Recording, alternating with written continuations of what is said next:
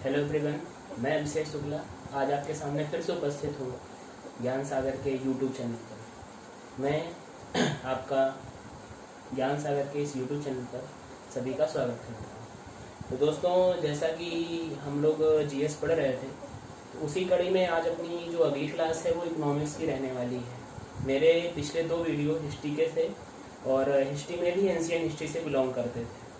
तो आज हम अपना नया सब्जेक्ट स्टार्ट कर रहे हैं, अर्थशास्त्र। तो देखते हैं अर्थशास्त्र में क्या है, कैसे पढ़ना है, अर्थशास्त्र किसे कहते हैं, देखते हैं क्लास में। चलिए स्टार्ट करते हैं। फर्स्ट ऑफ ऑल, इकोनॉमिक्स जो शब्द है वो सबसे पहले हमें ग्रीक जो देश है वहाँ से इसकी प्राप्ति होती है। और ये जो शब्द है ये है अपने 2 शब्दों से मिलकर के बना होता है। पहला शब्द है ओइकोस और दूसरा शब्द है नोमोस। कुछ लोग इसको आज के समय पे इकोस और नोमोस कहते हैं।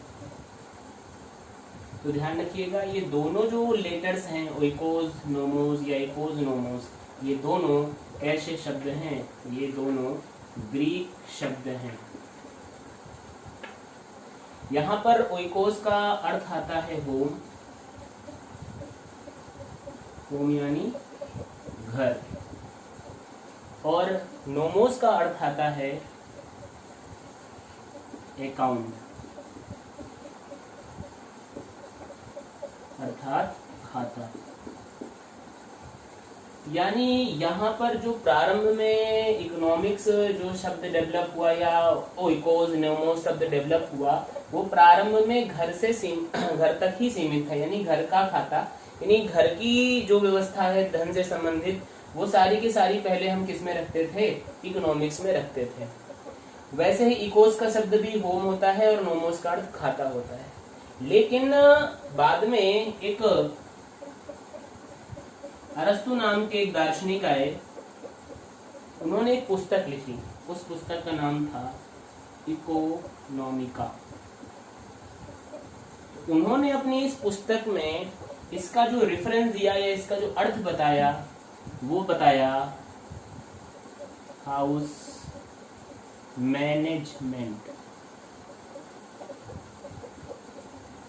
अर्थात घर का संचालन या मैनेजमेंट का अर्थ क्या करना, व्यवस्था, यानी घर की व्यवस्था करना। तो यहाँ पर अगर हम एक बात करें इकोनॉमिक्स की, तो यहाँ पर जो इकोनॉमिक्स शब्द है उसका साधारण सा अर्थ है कि हमें किसी चीज की व्यवस्था करना है। तो एक बात तो हमें ये पता लग जाती है कि जो अर्थशास्त्र है ये भारत में जो उदय हुआ इस सब्जेक्ट का, तो भारत में इसका डेवलपमेंट नहीं हुआ। इसका डेवलपमेंट कहाँ पे हुआ है, ग्रीक में हुआ है। तो फिर आपके दिमाग में एक प्रश्न उठता होगा तुरंत ही कि सर अगर ऐसी बात है तो एक हमारे यहाँ बहुत ही प्रसिद्ध ऋषि हुए हैं प्राचीन काल में, जिनका नाम था चाणक्य। तो उन्होंने अपनी एक पुस्तक लिखी थी अर्थशास्त्र। तो अब आप कहेंगे सर जब चाणक्य ने लिख दी है तो फिर आप कैसे कह सकते हो कि भारत में शब्द की कोई जानकारी नहीं थी। ये ध्यान रखिएगा कि यहाँ पर जो चाणक्य ने अर्थशास्त्र लिखी वह राज्य से संबंधित, यानी राज्य को कैसे चलाया जाना है, राज्य के क्या नियम होने चाहिए, राजा के क्या गुण होने चाहिए, उससे संबंधित अर्थशास्त्र है। और यहाँ पर अर्थशास्त्र जो होता है यह एक प्रकार का क्या होता है, विषय होता है। तो हम सभी को मालूम है यहाँ पर चाणक्य द्वारा लिखित अर्थशास्त्र एक क्या है, पुस्तक है। और यहाँ पर जिस हम अर्थशास्त्र की बात कर रहे हैं वो आपस अपने में क्या है, एक विषय है। तो आप सभी को मालूम है किसी विषय पर कई सारी पुस्तकें क्या हो सकती हैं, लिखी जा सकती हैं। तो ये डिफरेंस आपको समझना है कि अर्थशास्त्र चाणक्य की और अर्थशास्त्र इकोनॉमिक्स में अंतर क्या है। यह एक पुस्तक है और यह एक सब्जेक्ट है।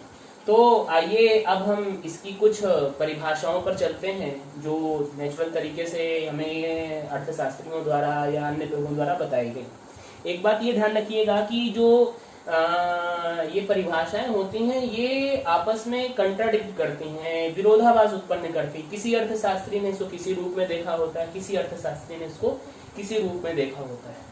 तो जरा सा देखते हैं कि परिभाषाओं के अनुसार अर्थशास्त्र हमें क्या बताता है, यानी अर्थशास्त्र आखिर में है क्या। चलिए देखते हैं।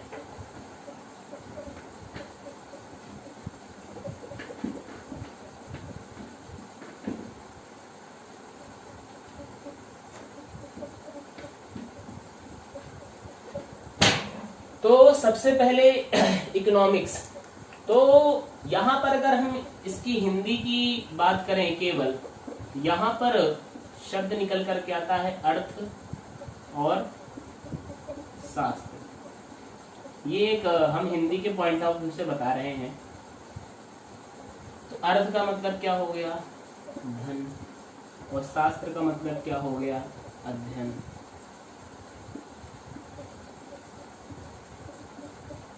यानी इस विषय में हम किसका अध्ययन करते हैं, धन का अध्ययन करते हैं। तो ये क्या हो गया, अर्थशास्त्र। तो आइए इसकी कुछ परिभाषाएं देख लेते हैं।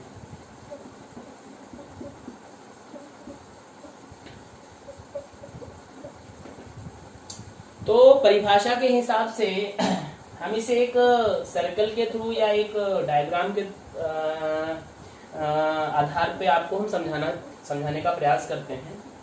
तो सबसे पहले अगर हम मनुष्य की बात करें, तो ये जो मनुष्य होता है, तो जब कई सारे मनुष्य इकट्ठा होते हैं आपस में, तो वो इकट्ठा होकर के किसका निर्माण करते हैं, समाज का।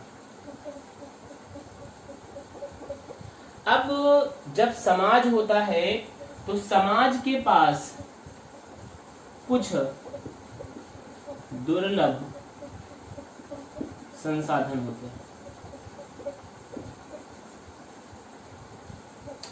इन दुर्लभ संसाधनों के उपयोग से वह हमें एक मूल्यवान उत्पाद बनाकर देता है। अब जब यह उत्पाद बनेगा तो स्वाभाविक सी बात है, इसका क्या किया जाएगा, वितरण किया जाएगा। और वितरण किसके बीच में होगा, इन्हीं मनुष्यों के बीच में होगा। तो यहां से अगर हम परिभाषा उठा करके देखें तो अर्थव्यवस्था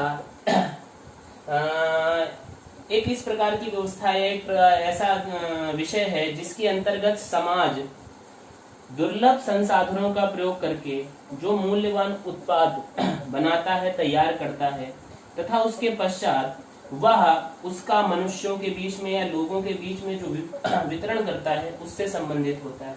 यानी अर्थशास्त्र हमें बताता है कि किस प्रकार से हम दुर्लभ संसाधनों का उपयोग करें, उससे मूल्यवान उत्पाद बनाएं और उस मूल्यवान उत्पाद को लोगों के बीच में क्या किया जाए, वितरित किया जाए। यहाँ पर जो सबसे महत्वपूर्ण चीज है वो क्या है, दुर्लभ संसाधन है। तो दुर्लभ संसाधन अगर हमारे पास हैं तो इस हिसाब से हमें इनका प्रयोग बहुत ही प्रभावी ढंग से करना चाहिए। अगर ये प्रभावी ढंग से नहीं हुए, क्योंकि हम सभी को पता है कि संसाधन जो है वो हमारे पास सीमित मात्रा में है, और सीमित संसाधन अगर है और उनका हम बिल्कुल एकदम खुली तरीके से उपयोग करना प्रारंभ कर देंगे तो वो संसाधन हमारे पास क्या हो जाएंगे, समाप्त हो जाएंगे। तो इसलिए इन दुर्लभ संसाधनों का उपयोग कैसे करना है और करने के बाद ये जो उत्पाद है उनको लोगों तक कैसे पहुंचाना है, इसी का जो अध्ययन होता है वो क्या कहलाता है, अर्थशास्त्र कहलाता है। ये तो आपकी हो गई पहली परिभाषा। अब इसकी हम दूसरी परिभाषा पर आ जाते हैं। अब दूसरी परिभाषा हमसे ये कहती है कि मनुष्य के पास, समाज के पास या सरकार के पास जो भी उपलब्ध संसाधन होते हैं, तो जो संसाधन होते हैं वो प्राथमिकताओं के हिसाब से तय करना जो होता है वो जो है वो अर्थशास्त्र में बताता है। कहने का मतलब क्या है कि हमारी प्राथमिकताओं के अनुसार जो भी हमें संसाधन उपलब्ध हैं उनमें से हम अपनी चाहत, अपनी जरूरत के हिसाब से उसमें कैसे सामंजस्य स्थापित करते हैं, इसका अध्ययन जो होता है वो हमें अर्थशास्त्र कहलाता है। इसको भी जरा एक उदाहरण से हम लोग समझते हैं कैसे। मान लीजिए आपके पास कुल कितने रुपए हैं, 3000 रुपए। तो ये जो 3,000 रुपए हैं, ये 3,000 रुपए आप लेकर के किसी बाजार में गए। अब जब आप बाजार में गए तो वहां पर आपको 2,500 रुपए की एक साइकिल दिखती है और आपको 2,000 रुपए का एक बैट दिखाई पड़ता है। समझ रहे हैं कि आपके पास कुल 3,000 रुपए हैं और आप उस 3,000 रुपए को लेकर के बाजार में निकले, जहां पर आप देखते हैं कि आपको एक साइकिल 2,500 रुपए में मिल रही है और एक आपको बैट जो है वो 2,000 में मिल रहा है। तो यहाँ पर अगर हम गौर करें, चूंकि आप कोचिंग जाते हैं रेगुलर, तो और कोचिंग जब आप रेगुलर जाते हैं तो हो सकता है किराए से जाते हो, तो उस कंडीशन पर अगर कोई बालक होगा तो वो साइकिल को अपनी क्या मानेगा, साइकिल को अपनी मानेगा वह जरूरत है। और चूंकि वो क्रिकेट को पसंद करता है इसलिए बैट उसकी रुचि की वस्तु में आ जाएगी। उसके पास है कितने रुपए, 3,000 रुपए। अब एक तरफ उसके पास जरूरत की चीज को लेने का के भी पैसे हैं और उसके पास बैट को लेने के भी पैसे हैं, लेकिन अब यहाँ पर उसे ये तय करना है कि मुझे इसे खरीदना चाहिए कि इसे खरीदना चाहिए। तो यही जो मैनेजमेंट है, यही जो डिफरेंस है जो हमें बताती है, वो कौन बताती है, अर्थशास्त्र बताती है। यानी इस संसाधन का प्रयोग हम अपनी प्राथमिकताओं के हिसाब से जरूरत के लिए करेंगे या रुचि के लिए करेंगे, इसी का जो अध्ययन है वो क्या कहलाता है, अर्थशास्त्र कहलाता है। तो ये ध्यान रखिएगा, ये थी अर्थशास्त्र की कुछ परिभाषाएं। तो ये जो परिभाषाएं हैं वो आपको नीचे लिख करके मिल जाएंगी, एक एक करके, इसकी परिभाषा और इसकी परिभाषा। अब इसमें सबसे बड़ा प्रश्न जो आता है वो आता है कि इस अर्थशास्त्र के जनक कौन थे। तो अर्थशास्त्र के जनक आप सभी को पता है, तो ये जो जनक का प्रश्न है ये मैं आपके लिए छोड़ता हूँ। आप वीडियो देखते हैं और देखने के बाद उसको आगे बढ़ा देते हैं, तो मैं आपसे पूछना चाहता हूँ कि जो इसके जनक हैं वो कौन है। तो उत्तर जरूर दीजिएगा अगर इसको पता है। और इसके साथ ही साथ इन्होंने अपनी एक बुक भी लिखी थी, उस बुक का नाम क्या है। तो आपके पास दो प्रश्न हो गए, अर्थशास्त्र के जनक कौन है और साथ ही साथ उन्होंने कौन सी पुस्तक की रचना की। अब इसी का एक दूसरा रूप हमारे सामने आता है, उसे हम अर्थव्यवस्था कहते हैं। तो अब अर्थव्यवस्था और अर्थशास्त्र में क्या अंतर है, हम अब इसको देख लेते हैं और फिर उसके बाद हम अर्थव्यवस्था के प्रकार पढ़ेंगे। चलिए जरा देख लेते हैं कि अर्थव्यवस्था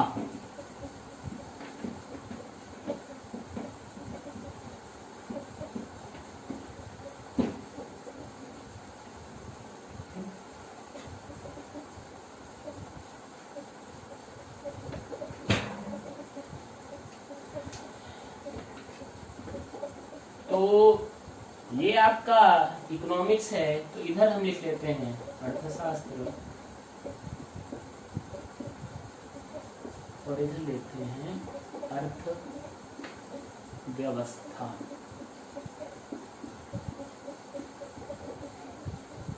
इकोनॉमिक्स, इकोनॉमी। अब ध्यान रखिएगा कि जो अर्थशास्त्र है, चूंकि यह एक सब्जेक्ट है, ठीक, तो यहाँ पर हम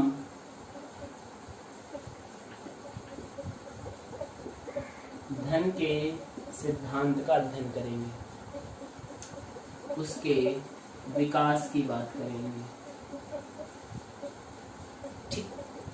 लेकिन जब अर्थव्यवस्था की बात हम करते हैं तो ये जो हमने धन के सिद्धांत पढ़े, धन का विकास में कैसे करना चाहिए और तरलता कैसे बढ़नी चाहिए, ये सारी की सारी चीजें जब हमने अर्थशास्त्र में पढ़ी तो उनका जब हमने प्रयोग किया और प्रयोग के बाद हमारे पास जो भी रिजल्ट निकल करके सामने है वो हमें क्या बताती है, अर्थव्यवस्था बताती है। तो बात समझ में आई कि अर्थशास्त्र में हम धन के सिद्धांत, धन का विकास पढ़ते हैं और अर्थशास्त्र में इन्हीं सिद्धांतों को जब हम धरातल पर लेकर के आते हैं, किसी क्षेत्र विशेष पर लेकर के आते हैं और उसके प्रयोग के बाद हमें जो भी रिजल्ट प्राप्त होते हैं वो क्या बन जाती है, अर्थव्यवस्था बन जाती है। अब दूसरी बात यह है कि अर्थव्यवस्था जो है उसे हम कैसे डिनोट करते हैं या क्या बताते हैं? तो ध्यान रखिएगा, किसी क्षेत्र विशेष का अर्थशास्त्र ही उस क्षेत्र की अर्थव्यवस्था बनती है।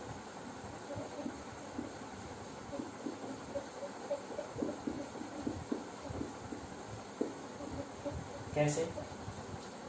अब जब हम एक क्षेत्र को लिमिट करके बात करेंगे, जैसे भारत की हम बात करें, तो हम तो क्या बोलेंगे? भारत का अर्थशास्त्र तो कहेंगे, हम तो क्या बोलेंगे? भारत की अर्थव्यवस्था। यानी अर्थशास्त्र के सिद्धांतों को जब हमने भारत पे लागू कर दिया, प्रयोग के बाद हमारे पास जो रिजल्ट आए, तो उससे हमने क्या नाम दे दिया कि ये भारत की अर्थव्यवस्था होगी। ठीक, अगर यही चीज रूस की हम बात करें तो रूस की अर्थव्यवस्था बन जाएगी। तो यानी एक किसी भी क्षेत्र विशेष की जो अर्थशास्त्र होता है, उसे ही हम उस क्षेत्र की क्या बोलते हैं? अर्थव्यवस्था कहते हैं। इतना ही बात सभी को क्लियर में हो गई। ठीक है, दूसरा जो पॉइंट आता है वो ये आता है कि जो अर्थशास्त्र होता है वह बाजार के सिद्धांतों की बात करता है, रोजगार की बात करता है, लाभ हानि की बात करता है।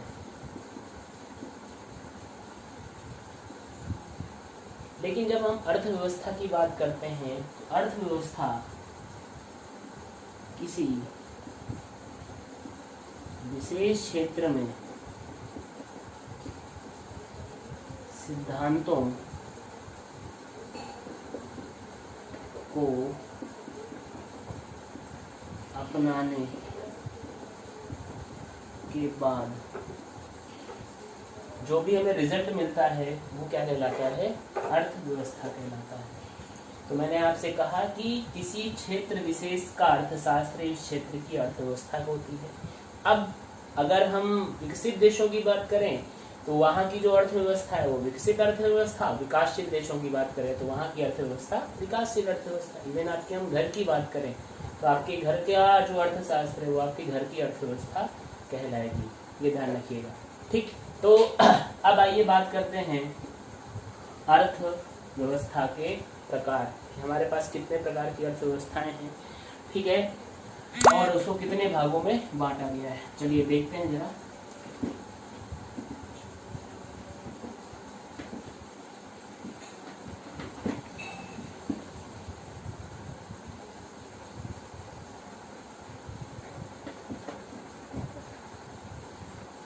प्रश्न अभी भी आपके सामने बना हुआ है कि अर्थशास्त्र का जनक कौन है? उत्तर जरूर दीजिए और उनकी लिखी हुई पुस्तक का नाम क्या है, ये ध्यान रखिएगा।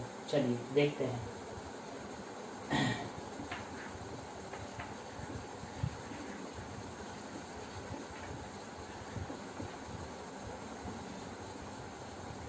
अर्थव्यवस्था को हम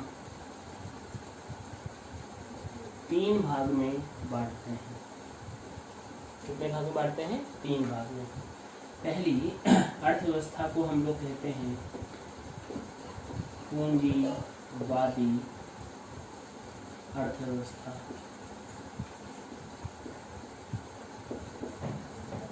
दूसरी को हम राज्य अर्थव्यवस्था कहते हैं और तीसरे को बोलते हैं मिश्रित अर्थव्यवस्था। इसको जरा ध्यान से समझिएगा। सबसे पहले पूंजीवादी अर्थव्यवस्था। तो हम सभी को मालूम है कि भारत में और विश्व के कई देशों पर राज्य करने वाला जो देश था वो ब्रिटेन था। उसके बाद हर जगह पर वहाँ से लोग, उस देश से लोग आज़ाद हुए और आज़ाद होने के बाद वो स्वतंत्र होते गए। तो इसी कड़ी में एक देश अमेरिका था। तो वहाँ पर जो सबसे पहली अर्थव्यवस्था अपनाई गई वो पूंजीवादी अर्थव्यवस्था थी। ये कैसे आई जरा सा समझते हैं। तो यहाँ पर एक अर्थशास्त्री हुए हैं, उन अर्थशास्त्री का नाम था एडम स्मिथ। इन्होंने एक पुस्तक लिखी थी, इसका नाम था वेल्थ ऑफ नेशंस। इसका पूरा नाम है an inquiry into the nature and causes of wealth of nations. तो ये जो पुस्तक उन्होंने जब लिखी और इसका प्रकाशन 1776 में किया गया, पुस्तक का नाम क्या था? Wealth of nations. तो इन्होंने जब ये पुस्तक लिखी तो उसमें उन्होंने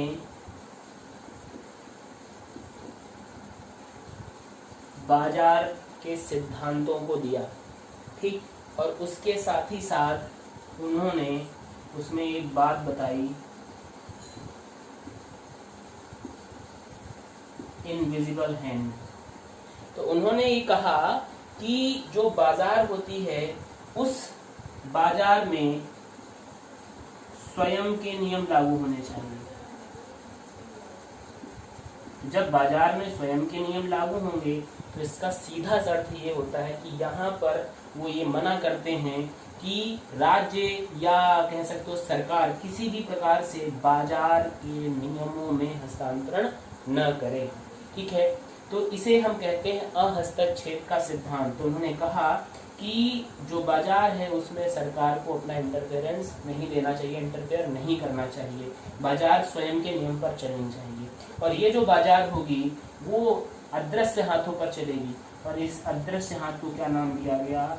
मांग और पूर्ति।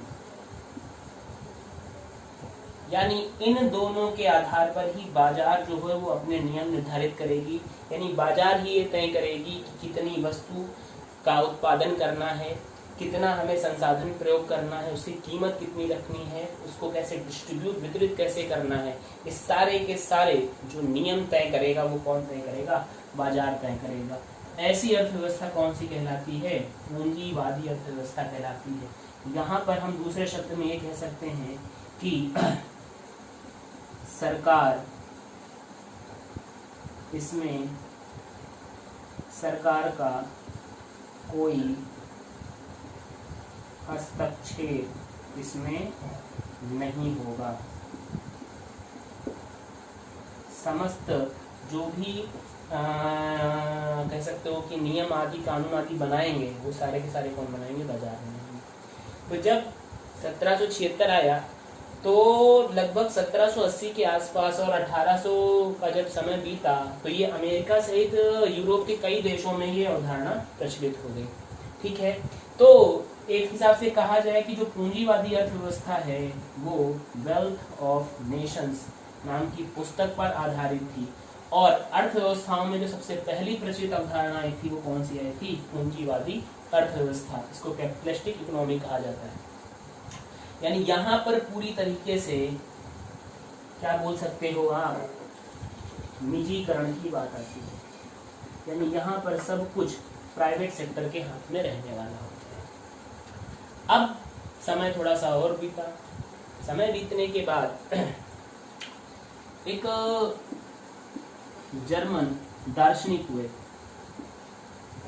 इनका नाम आप बहुत अच्छी तरीके से जानते हो। उनका नाम था कार्ल मार्क्स।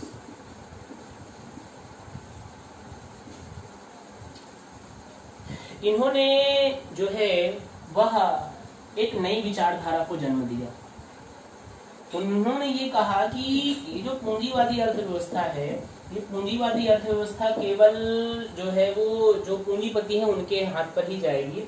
इसमें जो सामान्य वर्ग है उसके पास पैसे का किसी भी प्रकार से केंद्रीकरण नहीं हो पाएगा। जितना जितना पैसा केंद्रीकृत होता जाएगा वो सारे के सारे पूंजीपति, यानी एक धनाढ्य वर्ग और गरीब वर्ग के बीच में दूरियां बढ़ती चली जाएंगी। इसके लिए इन्होंने कहा कि जो अर्थव्यवस्था है उस पर कंट्रोल जो होना चाहिए वो किसका होना चाहिए? राज्य का होना चाहिए। यानी यहाँ पर बात की गई किसकी? कि सरकार इसमें हस्तक्षेप ना करे। तो सीधी सी बात है, ये जो अर्थव्यवस्था है वो इसकी ठीक विपरीत अर्थव्यवस्था आ गई।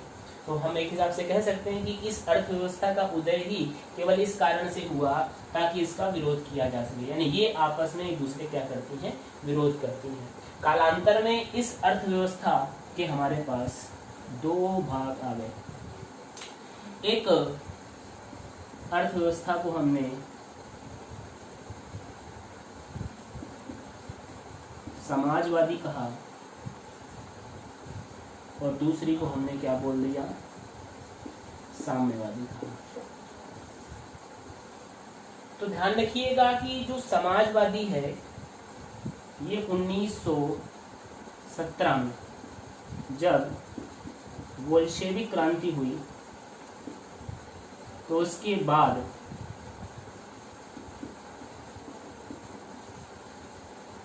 सोवियत संघ नामक देश ने इस विचारधारा को अपनाया था। और उसके बाद जो साम्यवादी में आता है तो 1949 में चीन, और इस अवधारणा को चीन ने 1985 तक अपनाया था। किसने अपनाया था? चीन ने। यहाँ जरा समझ लीजिए अब दोनों में अंतर क्या है। समाजवाद ये कहता है कि जो भी उत्पादन के संसाधन होंगे उन पर सामूहिक नियंत्रण होगा। कैसा नियंत्रण होगा? सामूहिक नियंत्रण होगा। ये बात सभी को क्लियर हो गई?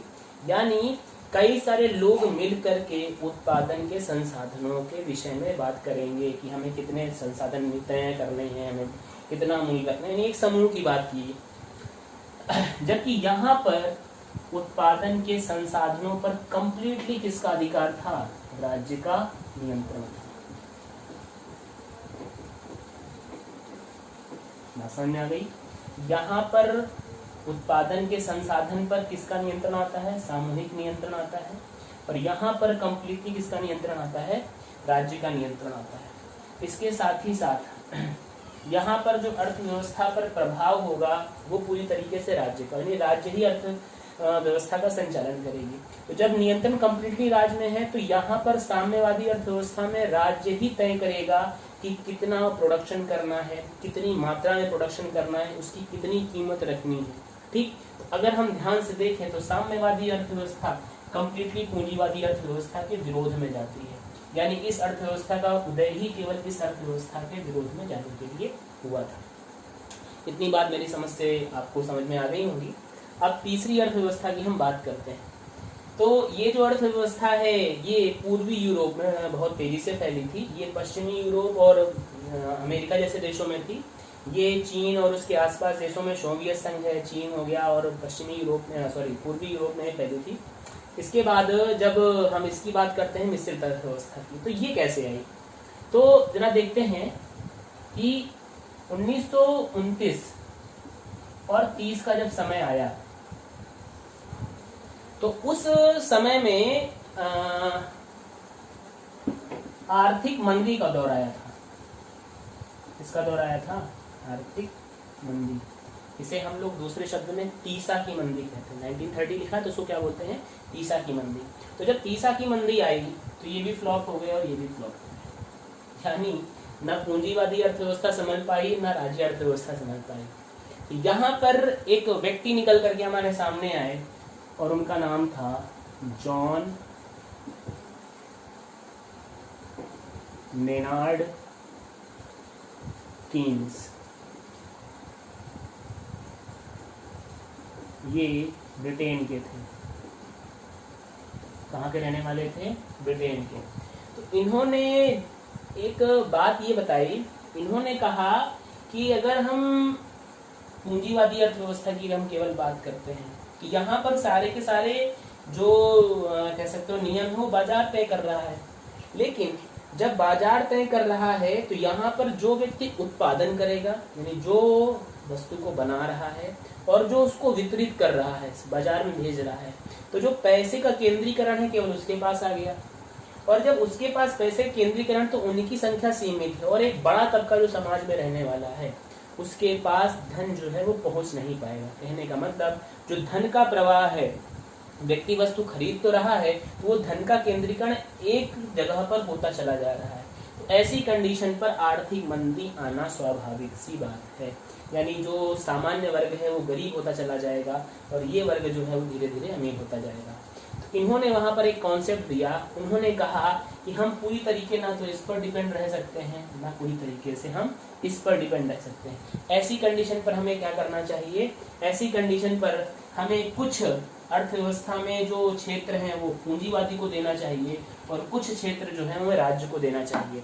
जैसे शिक्षा की बात करें, चिकित्सा की बात करें, ठीक लाइट या बिजली की बात करें, तो ऐसे जो क्षेत्र हैं उसमें हम राज्य को सौंप देते हैं। जैसे भारत की अगर हम बात करें तो भारत में शिक्षा जो है वो राज्य सरकार के यानी केंद्र सरकार के अधीन में आती है।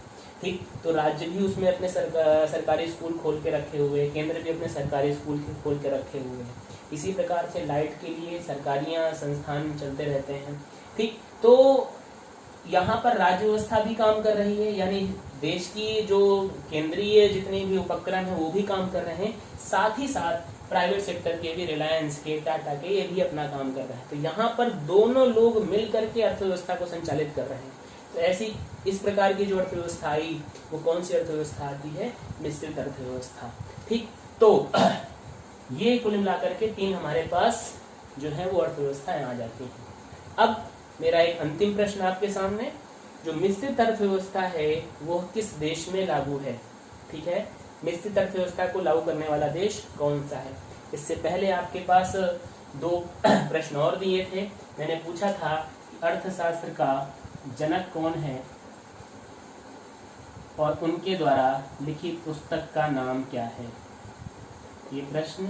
और तीसरा प्रश्न ये कि मिश्रित अर्थव्यवस्था कहाँ पर लागू है।